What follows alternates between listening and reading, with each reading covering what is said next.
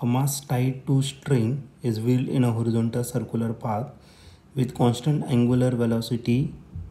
A mass tied to string is wheeled in a horizontal circular path with a constant angular velocity and its angular momentum is L.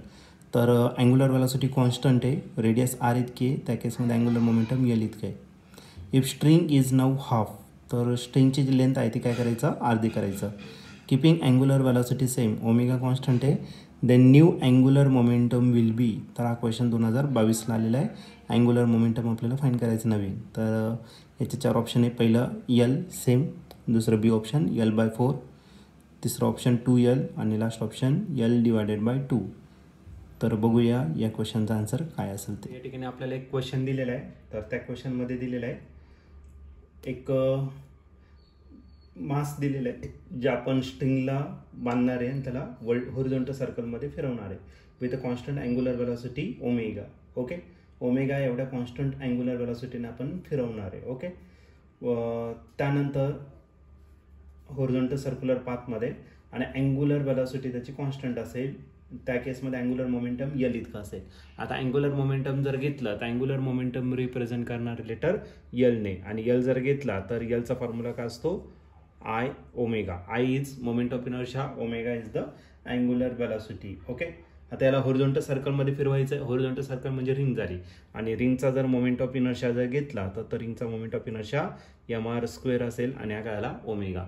मग पहिल्या केसमध्ये angular momentum जो आहे तो किती आहे, mr² into omega. Omega constant आहे, L constant आहे, आर फक्त या ठिकाणी काय होतं तुमचा चेंज होतोय. पुढे if the string is now half, तर ही जी स्ट्रिंग आहे दुसऱ्या केसमध्ये जो R1 घेणार आहे तो अर्धी झाली, म्हणजे R/2 झालं 2 झालं, अर्धी रेडियस झाली, अर्धा बनवायचं आपल्याला, बरं ना.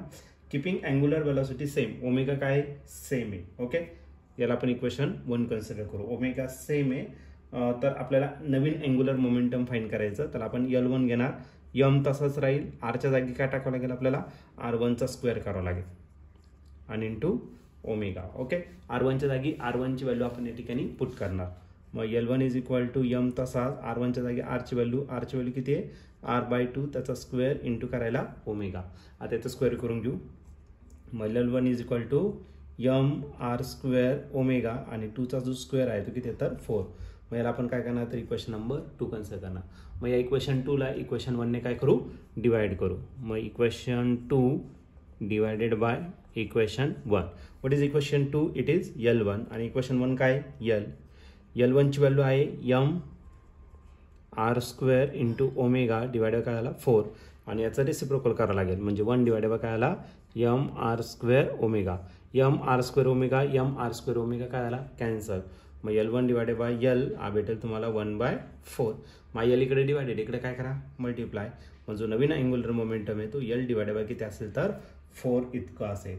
जर या ठिकाणी ऑप्शन जर तुम्ही चेक केलं तर ऑप्शन नंबर बी जो आहे तो करेक्ट आहे. तर या आपल्या आन्सरशी तो मॅच करतोय. तर option B is the right option for this question.